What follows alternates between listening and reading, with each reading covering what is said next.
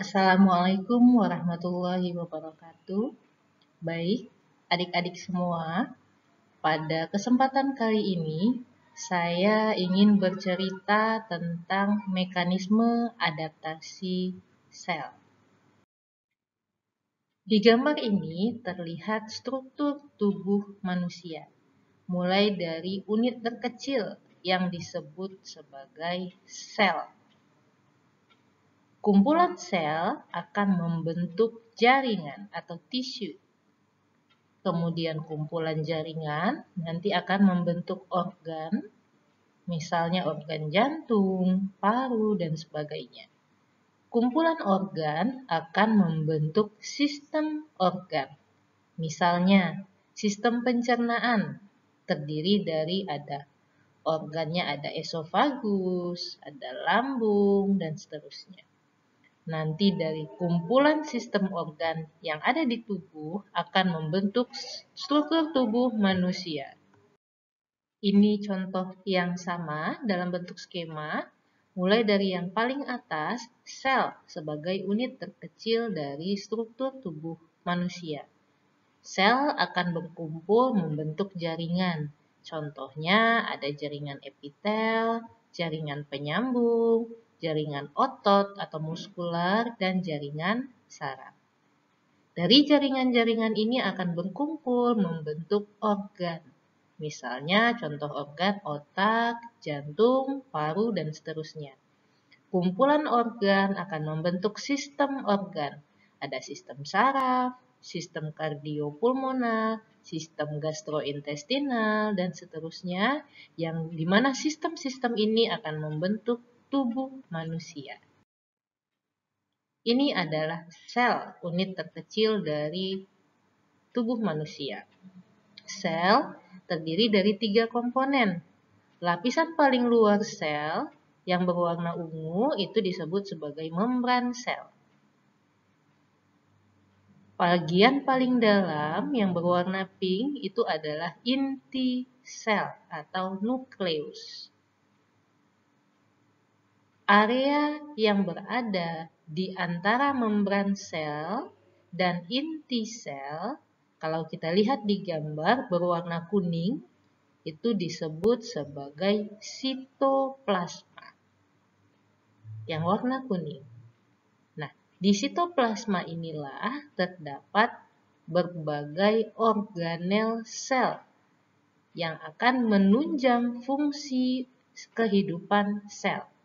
Misalnya, ada retikulum endoplasma, di sini yang berwarna biru. Lalu ada badan Golgi atau aparatus Golgi yang berwarna orange di gambar. Ada mitokondria, warna kuning di sini untuk pernafasan sel. Ada lisosom yang berwarna hijau untuk pencernaan sel. Ada ribosom yang bintik-bintik kecil berwarna biru. Nah, komponen-komponen organel ini yang berada di sitoplasma, dialah yang akan membantu fungsi sel agar sel tetap bisa hidup. Nah, sekarang kita akan mulai membahas bagaimana mekanisme adaptasi sel. Nah, yang perlu nanti adik-adik pahami adalah mengapa bisa terjadi cedera pada sel. Ketika ada gangguan apa yang bisa menyebabkan cedera? Kemudian, bagaimana sel itu bisa sembuh kembali atau pulih kembali? Bagaimana mekanisme adaptasinya? Ada yang atrofi, hipertrofi, iskemik, trombosis, dan emboli. Lalu ketika sel tidak mampu beradaptasi, maka sel itu akan mati. Jadi ada lagi istilah nekrosis dan apoptosis. Nah, ini yang akan kita bahas. Nah, ketika ada rangsangan terhadap sebuah sel, rangsangan itu bisa macam-macam. Kita bisa lihat pada kotak-kotak yang berwarna merah. Bisa berupa rangsangan fisik, kimia, mikroorganisme, hipoksia, defek genetik, dan reaksi imunologi. Misalnya, Rangsangan fisik bisa berupa trauma, benturan, perubahan suhu, karena akibat listrik atau radiasi. Kalau rangsangan kimia, misalnya akibat obat-obatan atau racun atau makanan. Kalau rangsangan dari mikroorganisme bisa berupa virus, bakteri, jamur, atau parasit dan sebagainya. Atau mungkin kondisi hipoksia pada sel. Hipoksia adalah kondisi kekurangan oksigen pada sel. Misalnya pada kondisi shock yang pasokan darah tidak cukup sampai ke sel. Ada lagi rangsangan pada sel akibat defek genetik. Biasanya akibat kelainan metabolisme dan sebagainya. Rangsangan terakhir bisa berupa reaksi imunologi, misalnya pada kondisi reaksi hipersensitivitas. Ini contoh yang pertama, agen fisik. Bisa berupa trauma, ada trauma mekanik, misalnya jatuh, terbentur, maka kulit kita luka. Kenapa luka? Artinya sel yang ada di lapisan kulit mengalami kerusakan. Nah, itu contoh trauma mekanik. Kemudian suhu rendah. Apa yang terjadi? Ketika suhu rendah, maka pembuluh darah akan mengalami vasokonstriksi. Vasokonstriksi itu pembuluh darah akan menyempit. Fungsinya supaya panas yang ada di dalam tubuh, yang ada di dalam pembuluh darah, tidak keluar, tidak menguap keluar, sehingga pembuluh darah menjadi mengecil, supaya panas tubuh tetap terjaga. Nah, tetapi dampaknya adalah kalau pembuluh darah mengecil, otomatis aliran darah yang membawa oksigen untuk seluruh tubuh juga semakin sedikit.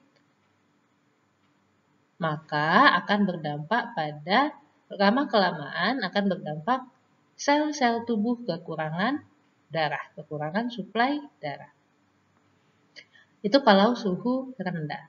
Lalu bagaimana kalau poin C, suhu tinggi?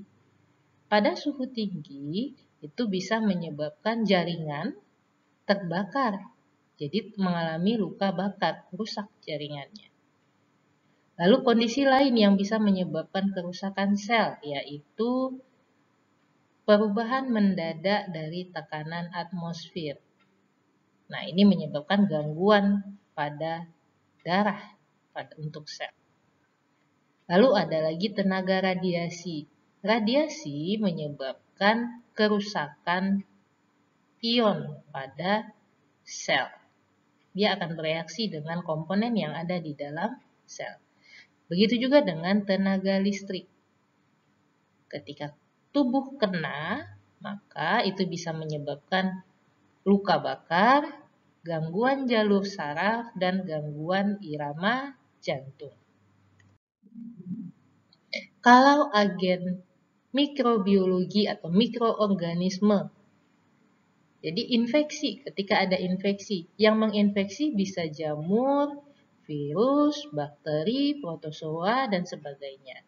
Nah, bagaimana kuman-kuman ini bisa merusak tubuh, merusak sel tubuh? Misalnya bakteri. Bakteri di dalam tubuh manusia akan mengeluarkan toksin atau racun. Toksin itu ada yang disebut eksotoksin. Dia mengeluarkan racun keluar tubuh bakteri, jadi kena ke tubuh manusia. Ada yang sifatnya endotoksin. Dia mengeluarkan racun untuk di dalam tubuh bakterinya. Nah, kalau racunnya yang eksotoksin dikeluarkan ke luar tubuh bakteri, otomatis dapat merusak sel penjamu. Di mana bakteri itu hinggap, misalnya di kulit, maka kulitnya akan rusak. Nah, kalau misalnya yang endotoksin, racunnya kan hanya ada di dalam tubuh bakteri. Tetapi racun tersebut merangsang reaksi inflamasi atau respon peradangan pada sel tubuh yang mengandung bakteri tersebut. Nah, bisa timbul juga reaksi hipersensitivitas terhadap mikroorganisme tersebut yang merusak sel. Ketika sel mengalami cedera, maka sel yang pertama kali akan berusaha beradaptasi, menyesuaikan diri dengan kondisi tidak normal tersebut. Kalau sel tersebut berhasil beradaptasi, maka dia akan normal kembali. Kalau sel tidak berhasil mengatasi kondisi tersebut, maka sel akan dapat mengalami jejas atau cedera, ada kerusakan pada sel. Pada awalnya sifatnya reversible, bisa pulih kembali. Tetapi kalau misalnya gangguannya terjadi terus-menerus dan berlangsung lama dengan kerusakan yang berat, maka lama-kelamaan bisa menyebabkan kematian pada sel. Akhirnya selnya mati, rusak. Ini ilustrasinya, kita mulai dari yang kotak biru di atas pada kondisi sel normal. Dalam kurung di sini homeostasis. Nah, ini kondisi sel yang normal. Ketika ada stres ini adalah gangguan, cedera-cedera tadi yang bermacam-macam, atau ada rangsangan yang merusak sel, maka sel akan berusaha ke kotak hijau pertama kali. Dia akan berusaha beradaptasi. Ketika sel tidak mampu beradaptasi, inability to adapt, di sini ada garis putus-putus ke kotak yang orange. Ketika sel tidak mampu beradaptasi, sel akan injury, akan cedera atau luka. Selnya rusak. Nah, kerusakan sel pada awalnya reversible. Kalau jenis gangguannya masih ringan sampai sedang, lama-kelamaan sel itu akan berusaha untuk memperbaiki diri, sehingga akhirnya selnya akan normal lagi. Dia berpanahnya ke atas, ke kanan atas, jadi reversible injury, lama-lama dia normal kembali. Itu kalau sel berhasil memperbaiki dirinya dari kerusakan tadi.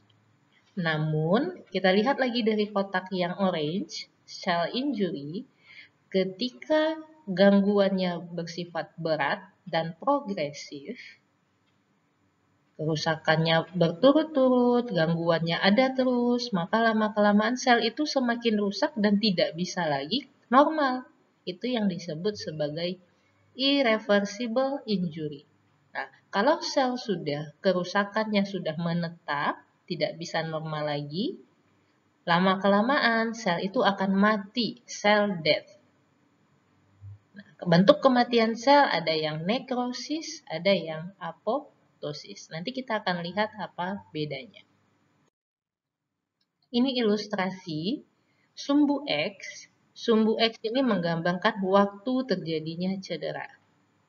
Ya, kalau sumbu Y itu menggambarkan efeknya. Kita lihat dari sumbu X, waktu atau durasi terjadinya cedera pada sel. Pada saat awal yang berwarna orange, di sana kerusakan awal kalau dia hanya sebentar, maka yang terjadi adalah cedera yang masih bersifat reversible. Fungsi selnya mulai berkurang, lihat grafik merahnya menurun, jadi fungsi sel mulai terganggu, cederanya masih bersifat reversible, bisa sembuh kembali. Tetapi kalau dia sudah masuk ke area yang berwarna biru, artinya durasi cederanya sudah berlangsung lama. Maka apa yang akan terjadi? Kita lihat kurva-kurva yang berwarna biru, orange, hijau, dan ungu. Bisa menyebabkan selnya irreversible, menetap kerusakannya. Kenapa bisa? Karena terjadi berbagai perubahan pada sel yang ditunjukkan oleh warna ungu, hijau, orange, dan biru. Ujung-ujungnya bisa menyebabkan kematian pada sel. Bentuk adaptasi sel bermacam-macam. Kalau kita lihat gambar yang di atas, itu adalah ukuran sel kondisi normal. Nah, bagaimana sel ketika beradaptasi? Yang pertama, selnya bisa menambah besar ukurannya. Namanya hipertrofi. Seperti pada gambar di kiri. Ukurannya membesar. Jumlahnya tetap. Bisa juga sel mengalami ukuran yang mengecil. Namanya atrofi, menyusut. Bisa juga sel mengalami bentuk yang ketiga, hiperplasia. Jumlahnya bertambah, tapi ukurannya tetap. Bentuk yang keempat, kalau jumlahnya bertambahnya sangat banyak. Namanya metaplasia. Nah, adaptasi sel ini ada yang bisa terjadi dalam kondisi normal, ada yang tidak normal atau abnormal. Misalnya, kalau hipertrofi, kapan terjadi normal? Kalau pada saat uterus atau rahim mengalami kehamilan atau pregnancy. Uterus saat hamil, maka dia akan mengalami, sel-selnya akan mengalami hipertrofi. Atau contoh yang lain pada saat berolahraga. Karena penggunaan otot yang cukup sering menyebabkan otot-ototnya mengalami hipertrofi. Makanya kita lihat otot atlet itu ukurannya besar-besar. Karena ototnya mengalami hipertrofi. Karena penggunaannya memang lebih banyak, lebih sering dibandingkan orang yang bukan atlet. Apa kondisi yang tidak normal? Misalnya hipertrofi otot jantung. Pada orang yang hipertensi, yang sakit darah tinggi, maka otot jantungnya juga mengalami hipertrofi. Itu contoh yang tidak normal. Kemudian yang atrofi. Apa contohnya?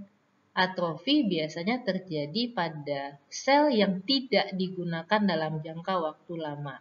Misalnya, ada orang yang kecelakaan, kakinya patah.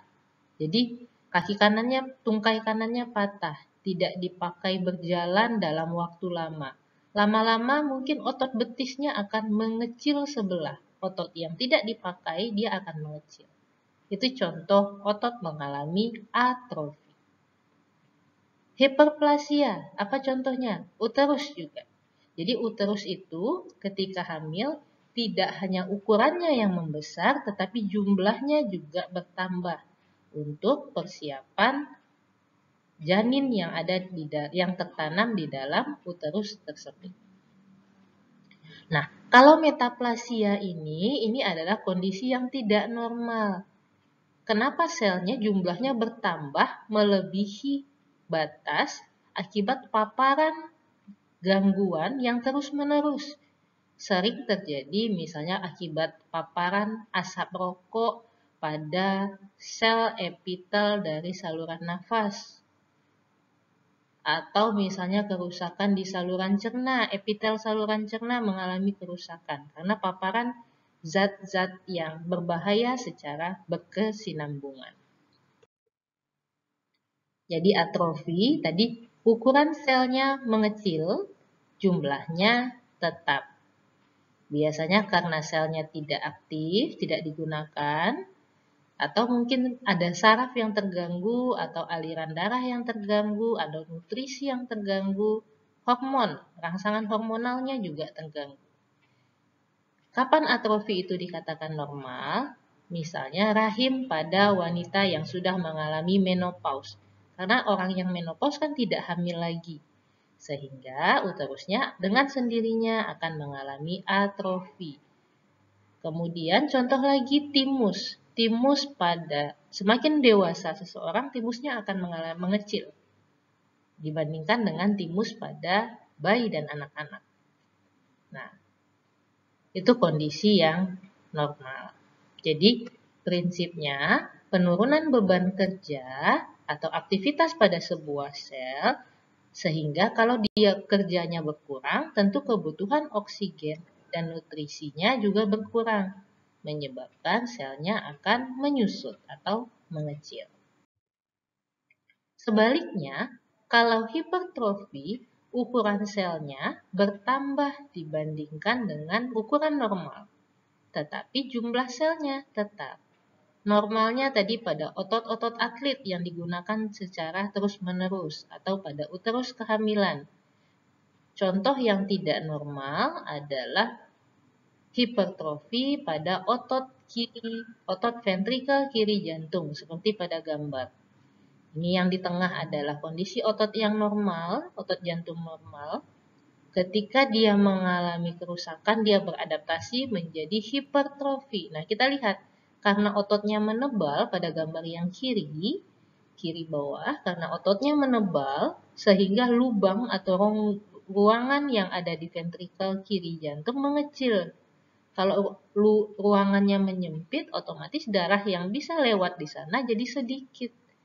Nah, ini biasanya sering terjadi pada kondisi pasien hipertensi. Nah, kalau hiperplasia terjadi, kenapa dia membesar? Karena jumlah sel yang bertambah. Normalnya pada kondisi rahim juga. Pada rahim saat kehamilan, lalu pada masa pubertas payudara membesar. Nah, itu akibat sel-sel payudara mengalami hiperplasia pada masa pubertas.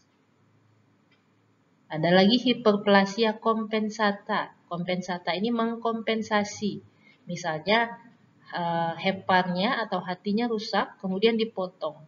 Untuk memenuhi kebutuhan fungsi hati yang normal, karena hatinya sudah dipotong, maka sel-sel hati yang tersisa dia akan membesar supaya bisa tetap bekerja seperti kondisi normal.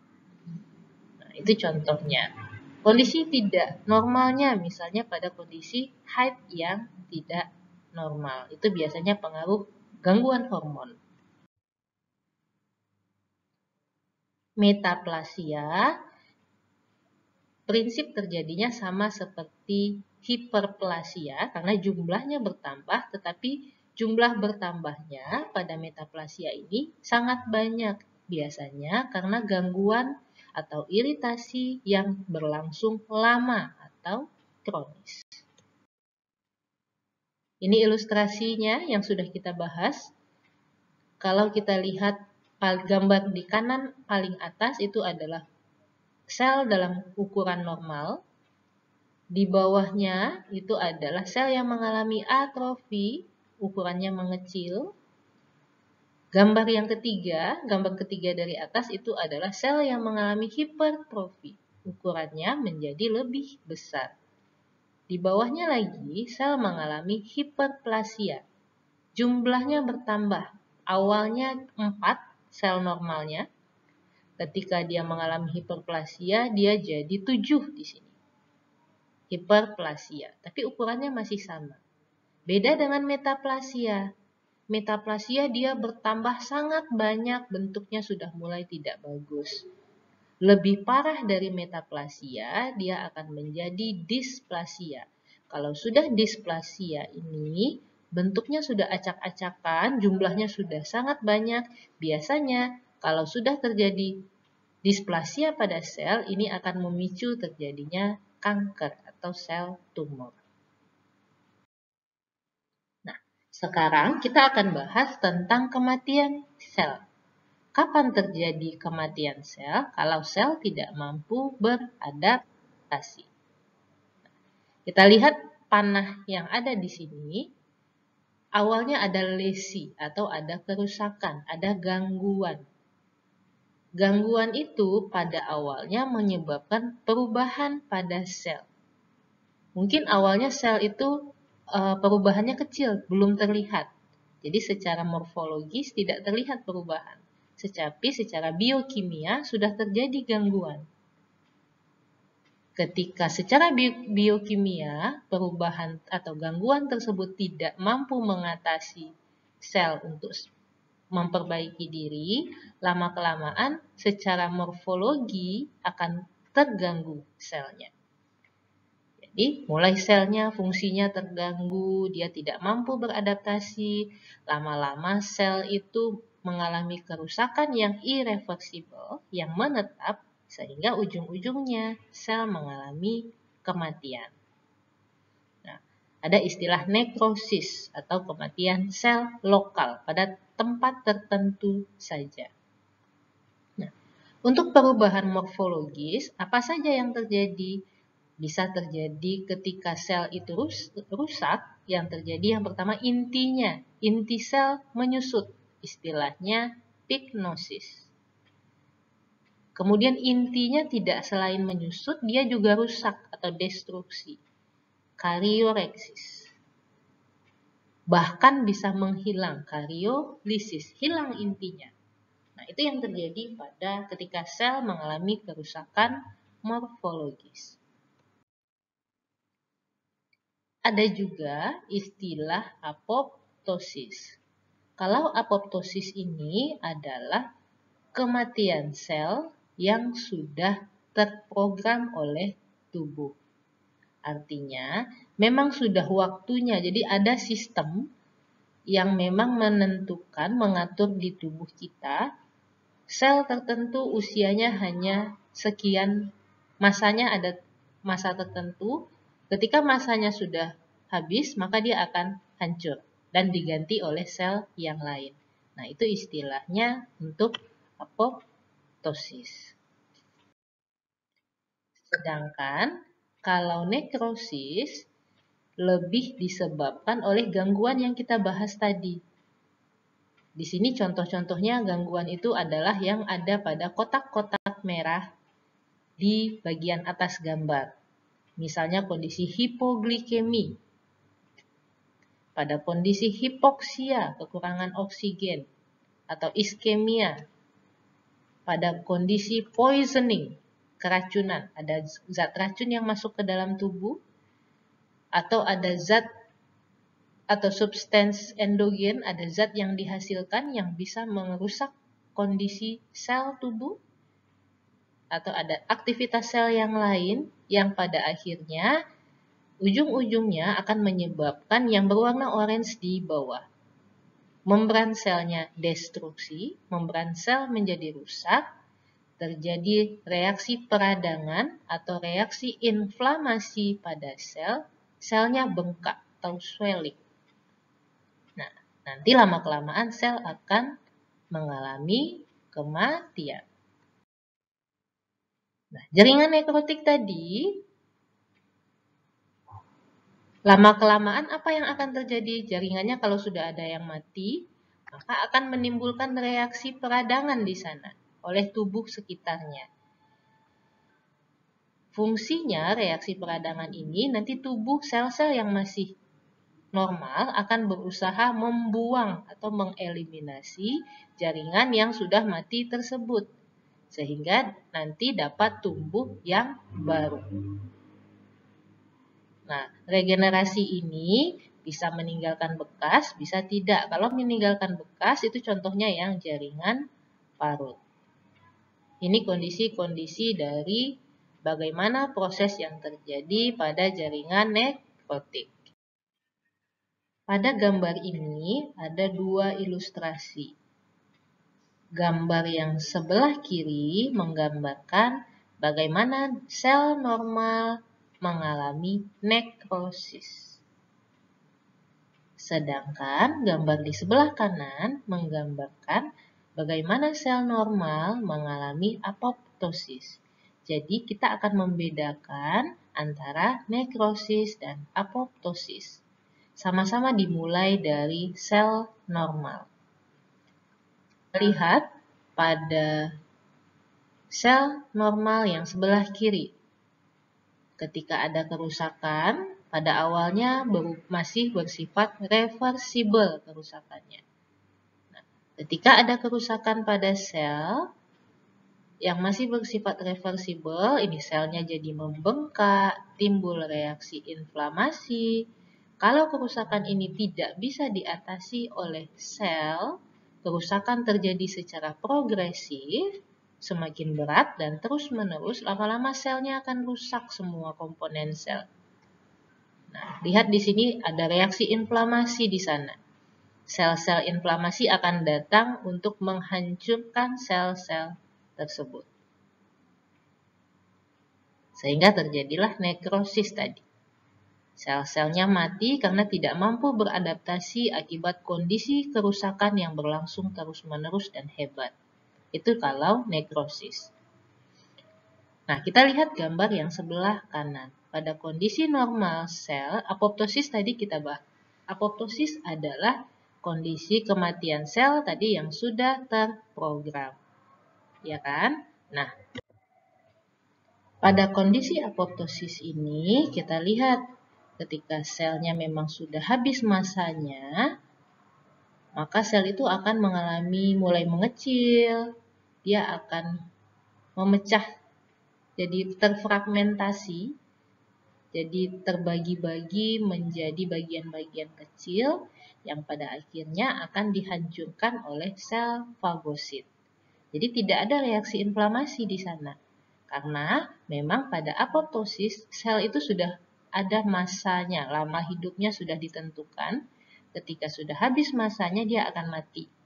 Hancur dengan sendirinya dan tidak menimbulkan gangguan bagi sel-sel sekitarnya. Berbeda dengan nekrosis yang mati akibat adanya kerusakan.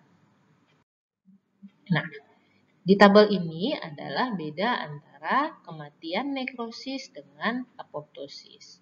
Kita lihat dari ukuran selnya, kalau yang nekrosis, selnya akan membengkak, swelling. Sedangkan apoptosis, selnya mengecil.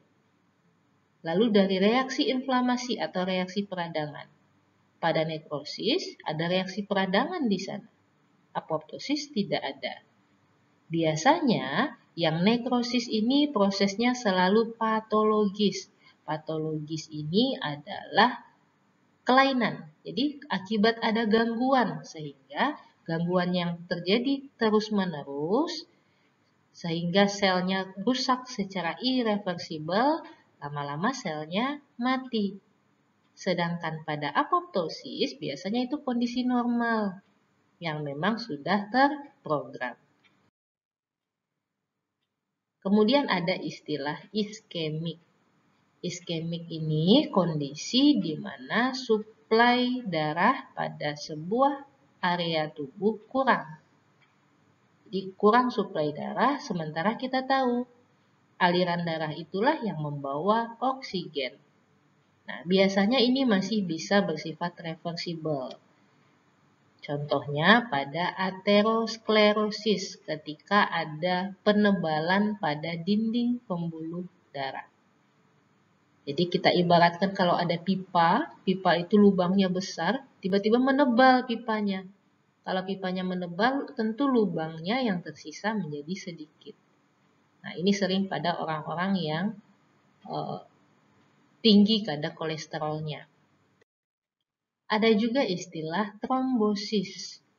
Trombosis ini adalah terbentuknya bekuan atau massa, ada trombus. Massa itu kita sebut sebagai trombus pada lapisan intima pembuluh darah. Lapisan intima adalah lapisan yang paling dalam dari pembuluh darah. Kalau kita lihat di gambar, itu ada sesuatu. Normalnya pada gambar pembuluh darah yang diiris melintang. Nah, kondisi normal tidak ada massa di dalam pembuluh darah, sehingga darah lewatnya itu dengan lancar. Ketika ada trombus, maka akan menyebabkan aliran darah yang akan melintasi area tersebut terganggu, sehingga bisa menyebabkan organ yang harusnya mendapat darah cukup menjadi kekurangan, sehingga fungsi organnya bisa terganggu. Lama-kelamaan ini juga bisa berdampak serius menyebabkan kematian. Nah, ada istilah Trias-Virchow. Trias-Virchow ini adalah 3 kondisi utama yang bisa menyebabkan terjadinya trombus atau massa tadi di dalam pembuluh darah. Yang pertama adalah endotel atau lapisan pembuluh darahnya rusak. Bayangkan ada pipa tadi, lalu lapisannya ada yang mengelupas misalnya. Maka lapisan yang rusak itu bisa menjadi massa, bisa menjadi trombus yang menyumbat di pipa tersebut. Begitu juga dengan pembuluh darah. Ketika ada yang rusak lapisan pembuluh darahnya, maka itu bisa menyebabkan massa atau gangguan aliran darah. Itu yang pertama, cedera endotel pembuluh darah. Yang kedua adalah aliran darah stasis atau turbulen. Aliran darah stasis ini artinya aliran darahnya tidak lancar, diam saja atau berjalan. Turbulen itu dia tidak. Kalau kita bayangkan pipa normal, aliran air itu lewat, dia akan dari satu arah ke arah yang lain. Kalau turbulen itu dia saling berputar karena ada gangguan, sehingga dia tidak lancar aliran darahnya masuk menuju organ yang dituju.